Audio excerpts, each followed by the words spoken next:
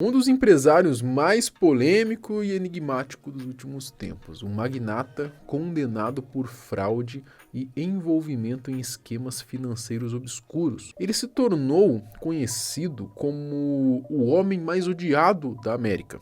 Mas acredite, nem foi por causa disso que ele ganhou esse título. O cara adquiriu uma empresa que produziu um medicamento vital para pacientes com HIV e de uma hora para outra ele fez algo que o fez ficar conhecido como um sociopata e a escória da sociedade, desencadeando uma indignação global. Nesse vídeo a gente vai conhecer o Martin Shkreli, o homem mais odiado dos Estados Unidos. Eu sou o Marcelo Milos, fica comigo, depois da vinheta eu te conto.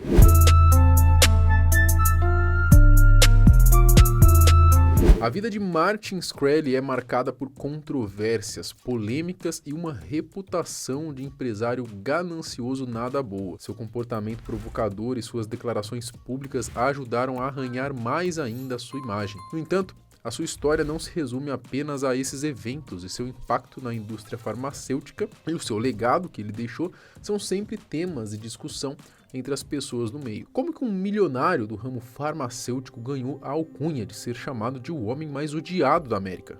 Martin Shkreli, ele nasceu no dia 17 de março de 1983 no Brooklyn, Nova York. Ele desenvolveu um interesse pela indústria farmacêutica desde cedo e iniciou sua carreira como analista financeiro em empresas de investimento. Em setembro de 2009, o Shkreli fundou a MSMB, Capital Management, junto com o seu amigo de infância, o Merrick Beasley. E nela eles trabalhavam com empresas de biotecnologia. E em 2011, Martin fundou a Retrofin, que era uma empresa farmacêutica de portfólio com ênfase em biotecnologia, focada em doenças raras. Bom, já deu para perceber que o cara é inteligente, ele sabia como ser um empreendedor e um empresário de sucesso. Mas a verdade é que apesar desses predicados, ele não era das pessoas mais fáceis de lidar. Em 2014, o colunista Adam Feuerstein, ele disse que o Shkreli era inteligente, mas muito imaturo e sem foco para o cargo de CEO de uma grande empresa. Ele era tão difícil de lidar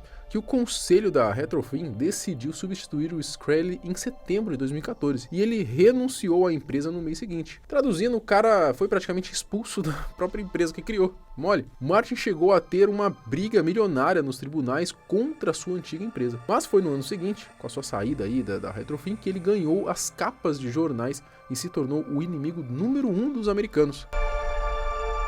A reputação de Martin Shkreli como o homem mais odiado da América tem várias razões, muito por conta de suas ações controversas e comportamento provocador. Mas vamos lá. Em fevereiro de 2015, o Shkreli ele fundou a Turing Pharmaceuticals. E já no dia 10 de agosto do mesmo ano, de acordo com o plano de negócios de Martin, a Turing adquiriu pela bagatela de 55 milhões de dólares os direitos do medicamento Daraprim, utilizado para tratar uma infecção parasitária chamada toxoplasmose, comum em pacientes com várias doenças e que tem como destaque, por exemplo, pacientes com HIV. E agora que vem aí o seu plano maligno, logo após a aquisição, o nova-iorquino, visando recuperar o seu dinheiro investido de uma maneira mais rápida possível e sair lucrando, ele aumentou o preço do medicamento em mais de 5.000%. Isso mesmo.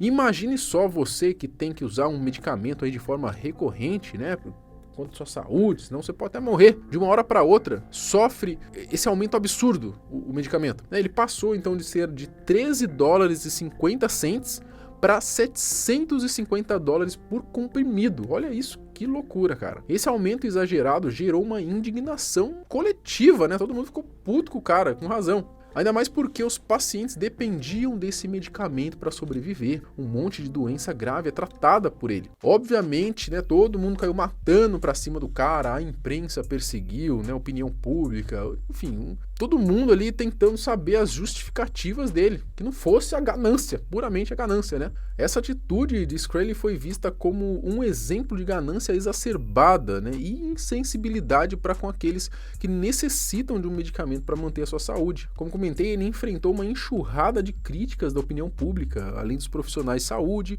políticos e até mesmo outros empresários do setor farmacêutico que não concordaram em nada com essa atitude dele. Além disso, o que deixava o povo deixava ainda mais pé da vida com o empresário, né, era a sua personalidade provocativa, seus comentários polêmicos nas redes sociais, em entrevistas. Ele desafiava e insultava seus críticos e pior, né, demonstrava um desdém daqueles que se mostravam preocupados, por exemplo, daquelas pessoas que não conseguiriam pagar por esse medicamento agora. If you could rewind the clock a few months, I wonder if you would do anything differently. I probably would have raised the price higher, is probably what I would have done. I think healthcare prices are inelastic. I could have raised it higher and made more profit, which is my primary duty. Condenação.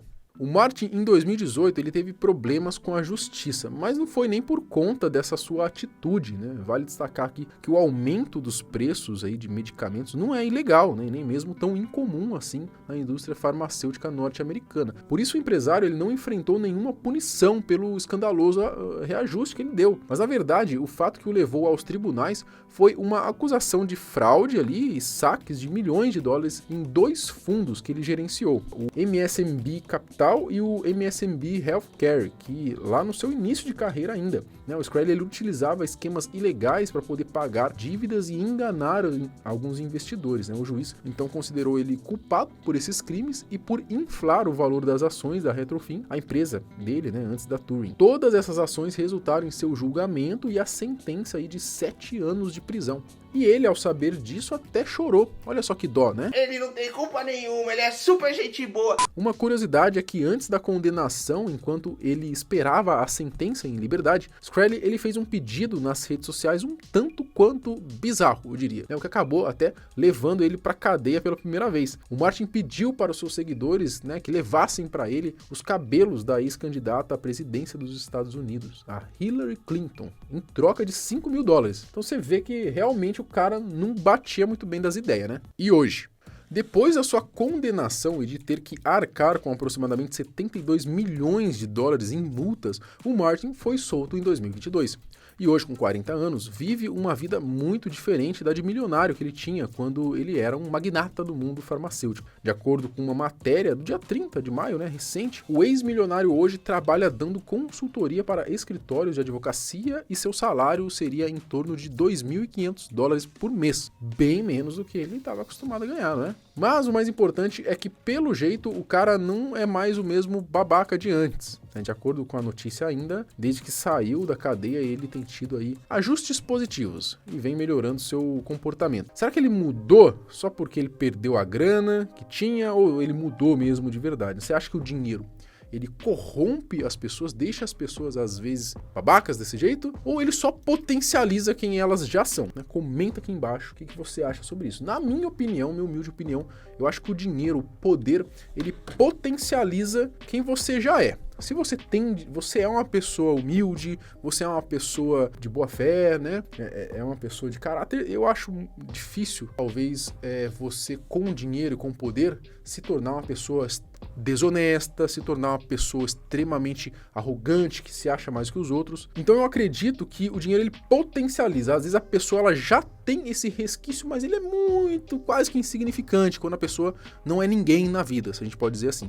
E aí quando ela ganha esse resquíciozinho de talvez de desonestidade ou até mesmo de arrogância, né, de querer diminuir os outros, ele aumenta de uma forma exagerada, né? Enfim, eu não sei também, né? Talvez todos nós tenhamos um pouquinho desses traços ali de arrogância, talvez, só que é tão insignificante que ele não aparece, né? E aí quando a pessoa fica muito poderosa mesmo, né, a ponto de praticamente conseguir fazer tudo e não ser punido, né? A gente tem grandes exemplos na política, por exemplo, né? De grandes políticos que fizeram de tudo e não são punidos de maneira nenhuma. Você vê o quanto que essas pessoas se acham ali, até mesmo o próprio STF, né? Agora puxando pra política aqui, eu sei que tem nada a ver, mas ilustra muito bem isso que eu quero passar pra vocês. O tanto que esses caras se acham acima de tudo, né? Como se fossem semideuses mesmo, né? Então eu acredito que o poder, além do dinheiro, né, e o poder principalmente, ele acaba potencializando em muito essas pessoas que já tinham essa tendência a ser dessa maneira, né? Enfim, talvez essa é a minha opinião. Queria saber o que vocês acham disso aí. Comenta aqui embaixo. A gente se vê no próximo vídeo. Tchau!